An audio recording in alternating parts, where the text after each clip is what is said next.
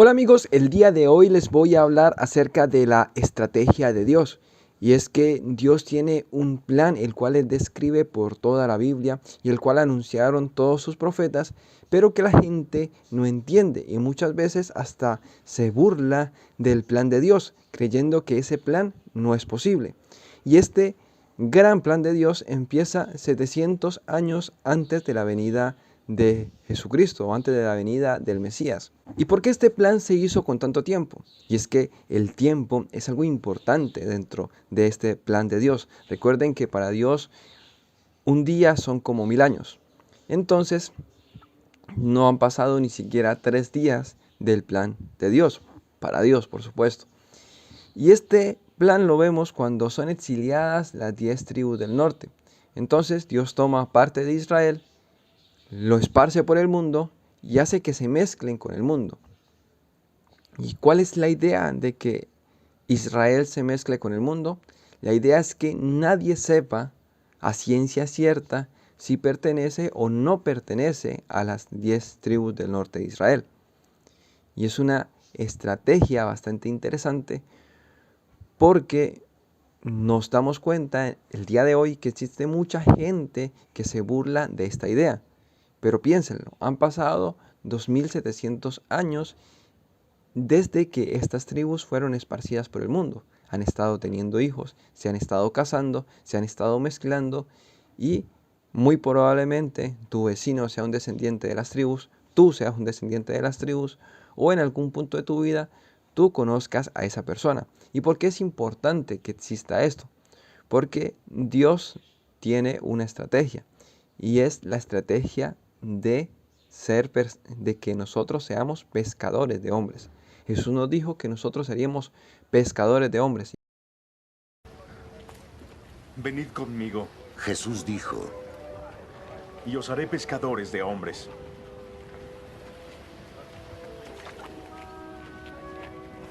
Y como seguidores de Jesús, pues debemos entender su estrategia. Y la pesca que más se ve en la Biblia es la pesca con redes. Entonces, las redes se lanzan al mar de manera tal que se abran todo lo posible, porque ellas luego se van a cerrar y van a recoger peces. En este caso, se van a esparcir por todo el mundo, entre las naciones, entre el mar, porque el mar en Apocalipsis vemos que se refiere a una multitud. Estas redes fueron lanzadas entre multitudes y cuando Dios decide recogerlas, va a recoger hombres de entre esas multitudes, hombres que agradan a Dios. ¿Y en qué consiste la estrategia? Bueno, aquí lo vemos en Deuteronomio 4:5. Piensen bien, esto se lo dijo Dios a Israel. Dice, Deuteronomio 4:5.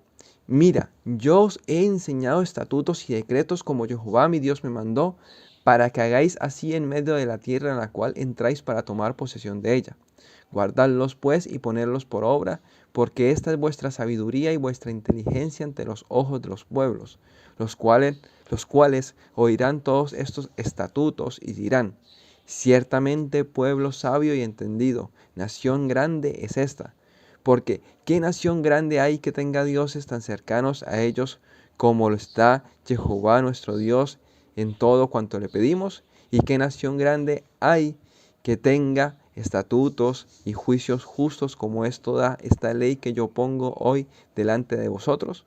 Entonces, lo que tiene que ocurrir es que estas personas que son descendientes de Israel, que están dispersas por el mundo, ellos lo que tienen que hacer es empezar a guardar los mandamientos, porque en los mandamientos de Dios está la sabiduría de Dios, porque la Torah significa la instrucción, la ley de Dios es la instrucción de Dios. Entonces, cuando nosotros seguimos la instrucción de Dios, nos vamos a ver sabios delante de los hombres. Uno de los ejemplos que a mí más me gusta citar es el ejemplo de qué hacer con los ladrones. La ley de Dios o la instrucción de Dios es que el ladrón debe pagar lo que se robó. Pero ¿qué hacen la mayoría de las naciones? Encierran a la persona. Y esto de meter presa a una persona tiene un alto costo. A veces sobrepasa los $400 por mes y en otras partes hasta $1000 por mes cuesta mantener a una persona encerrada porque robó. ¿No sería mucho mejor que esa persona estuviera trabajando para pagar lo que se robó? ¿Por qué encerrar a una persona que robó? No tiene sentido. Y además encerrarla gastando de nuestros impuestos en ellos, en personas que robaron, cuando deberían de estar trabajando para pagar lo que se robaron. Y otro ejemplo es cuando meten presas a personas que asesinaron. Según la ley de Dios, se les debe aplicar la pena de muerte. Pero no, ¿qué hacen las naciones? Encierran a esta persona con ladrones. Y muchas veces estos asesinos terminan matando a estos ladrones. Entonces una persona que cometió el error de robar termina siendo asesinada por otra de estas personas dentro de una cárcel. ¿Esto qué trae? Pobreza y miseria al mundo. Injusticia. Tú cuando metes preso a una persona por robo, no estás teniendo misericordia de esa persona, no estás amando a esa persona. Cuando tú dejas que un asesino esté encerrado en lugar de aplicársele la pena de muerte, tú no estás teniendo compasión con la sociedad que va a tener que recibir nuevamente a ese asesino cuando él salga libre. O no vas a tener compasión con la sociedad que va a tener que pagar la comida, que va a tener que pagar un guardia que cuide a ese asesino. Y algunas veces esos asesinos terminan matando a los guardias. Muchachos buenos, personas que estudiaron, que tienen una profesión y que son asesinados dentro de una cárcel por un asesino que de principio no debería estar vivo. Entonces, la ley de Dios es nuestra sabiduría y si rechazamos la sabiduría, pues somos unos tontos. Pero si las personas que pertenecen al pueblo de Israel empiezan a seguir los mandamientos de Dios, entonces los que no pertenecen mirarán y dirán, este hombre, ¿por qué es tan sabio? ¿Por qué tiene esas ideas tan buenas y tan coherentes? Y esta persona dirá, es Dios que me da estos estatutos, es Dios que está cerca de mí y me da toda esta ley preciosa. Entonces los gentiles empezarán a querer ser parte de la ley de Dios. De hecho lo vemos, Dios siempre le ha dicho a los extranjeros que entren a ser parte de Israel. Lo vemos cuando las 12 tribus salen de Egipto. Cuando los hijos de Israel salieron de Egipto, salieron acompañados por muchos egipcios que decidieron seguir a este Dios, porque vieron lo grandioso que era y lo poderoso que era, y cómo sus dioses en Egipto no tenían el mismo poder que este Dios. Entonces estas personas aceptaron a Dios y Dios les permitió entrar. Moisés dice, Señor, ¿qué hacemos con estas personas? Y Dios dice, déjenlos entrar. Y más adelante dice, y el extranjero que sigue a Jehová no hable diciendo, me apartará totalmente Jehová de su pueblo, ni diga el eunuco, he aquí, yo soy árbol seco, porque así dijo Jehová, a los eunucos que guardan mis días de reposo y escojan lo que yo quiero y abracen mi pacto, yo les daré lugar en mi casa y dentro de mis muros, y nombre mejor que el de hijos e hijas, nombre perpetuo les daré, que nunca perecerá. Y a los hijos de los extranjeros que sigan a Jehová para servirle, y que amen el nombre de Jehová para ser sus siervos, y a todos los que guardan el día de reposo para no profanarlo, y abracen mi pacto, yo los llevaré a mi santo monte y los recrearé en mi casa de oración. Sus holocaustos y sus sacrificios serán aceptos sobre mi altar, porque mi casa será llamada casa de oración para todos los pueblos, dice Jehová el Señor, el que reúne a los dispersos de Israel. ¿Ve? Dios recoge a sus dispersos, pero estos dispersos traerán a todos estos gentiles que ven la sabiduría en la ley de Dios. Yo he visto a personas burlándose de personas negras porque estas personas dicen que son descendientes de los hijos de Israel. He visto a personas haciéndose llamar cristianos y se burlan de personas indias que dicen que pertenecen a los hijos de Israel.